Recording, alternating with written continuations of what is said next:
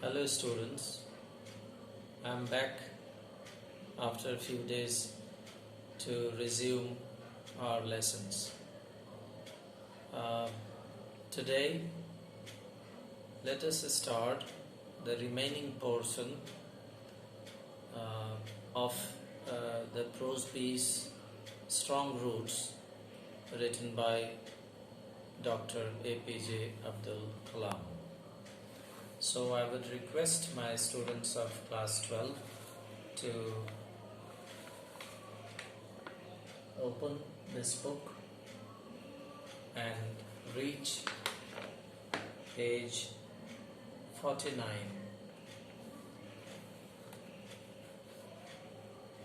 Now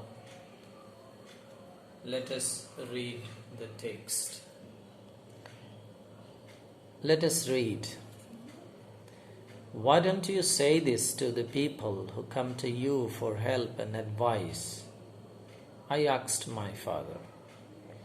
He put his hands on my shoulders and looked straight into my eyes. For quite some time he said nothing, as if he was judging my capacity to understand his words. Then he answered in a low, deep voice. His answer filled me with a strange energy and enthusiasm. Whenever human beings find themselves alone, as a natural reaction, they start looking for company. Whenever they are in trouble, they look for someone to help them. Whenever they reach an impasse, they look to someone to show them the way out.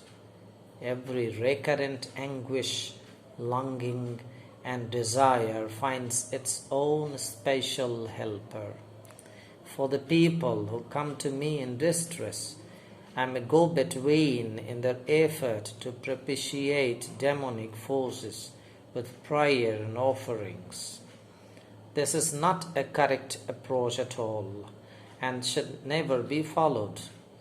One must understand the difference between the fear-ridden vision of destiny and the vision that enables us to seek the enemy of fulfillment within ourselves.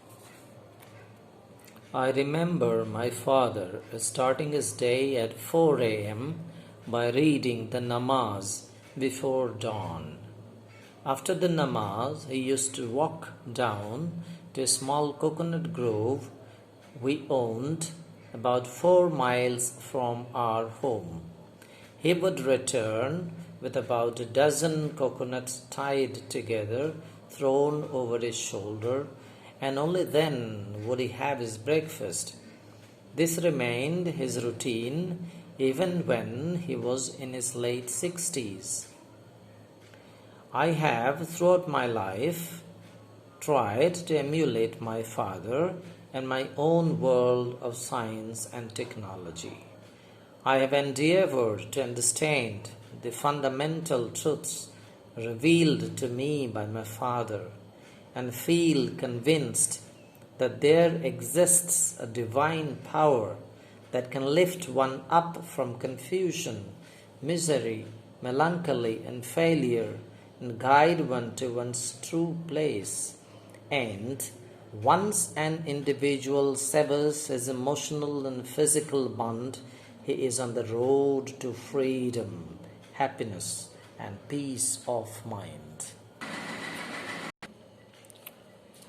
Now let us try to find out the meanings. In our last class, we found that Abdul Kalam's father was explaining to Abdul Kalam that one should not be afraid of problems and difficulties that come in one's life. There we left the last lesson.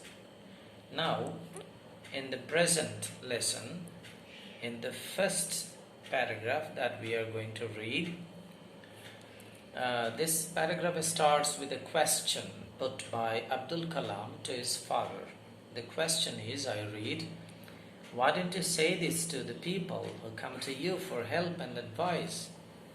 Abdul Kalam asks his father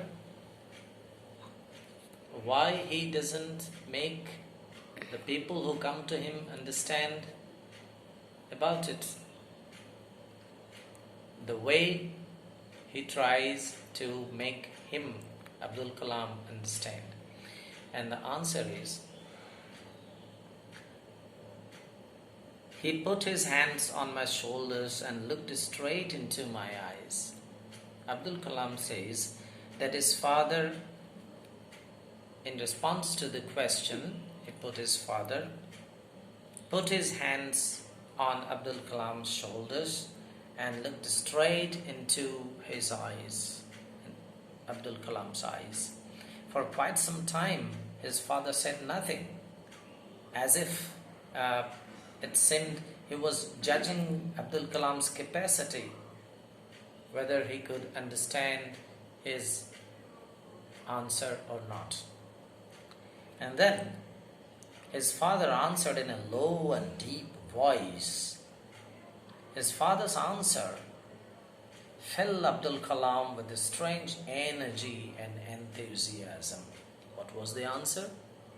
The answer was, his father says, whenever human beings find themselves alone, as a natural reaction, they start looking for company. Whenever they are in trouble, they look for someone to help them. Whenever they reach an impasse, they look to someone to show them the way out. What his father wanted to say is that there comes a time in one's life, or come so many times, so many moments are there in one's life. A man or woman or any person faces trouble, difficulties. Then what does he do? What the person does, that he seeks company. He seeks company of a man or woman or anyone who can help him. This his father wants to convey to him. And his father says that a special problem is solved by a special man. When people come to him, to his father, what does he do? He acts as a go-between. He tries to rid them of their sufferings by doing something in the person's effort to propitiate demonic forces with prayers and offerings. This, he says, that is not a correct approach at all and should never be followed. This is said by his father. And he also says that one must understand the difference between a fear-ridden vision of destiny and the vision that enables a person to seek the enemy of fulfillment within one's own self.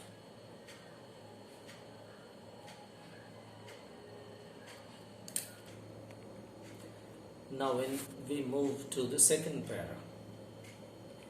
In the second para, that means in the para that follows, Abdul Kalam talks about the daily routine of his father.